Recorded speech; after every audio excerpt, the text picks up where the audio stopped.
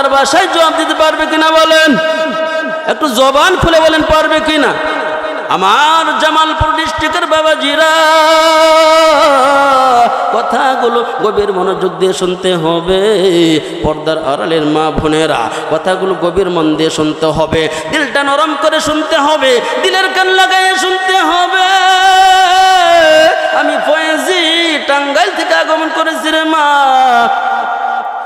ও বাবা গো, এত দূর থেকে এই জায়গায় এসেছি, প্রায় 4 থেকে 4.5 ঘন্টা জার্নি করেছি। তারপরেও আল্লাহ পাক রব্বুল আলামিন আপনাদের এই পর্যন্ত এনেছে। আল্লাহ তাআলাকে শুকরিয়া আদায় করে এরকমভাবে দিনের পর দিন প্রত্যেক দিন দৌড়াদৌড়ি করতে হয়। তারপর আল্লাহ শরীর সুস্থ রেখেছে, কথা বলার ক্ষমতা দিয়েছে। এই কণ্ঠ শক্তি কার দান বলেন? জবান দ্বারা কথা বলার ক্ষমতা কে দিয়েছে?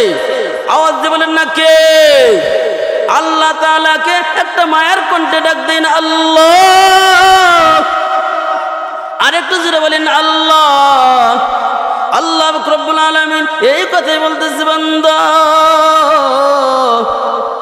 তুমি যদি কোরআনকে প্রশ্ন করো, কোরআন তোমার বাড়ি কোথায়? কোরআন তার ভাষায় বলতেছেন ফি লাউহিম মাহফুজ।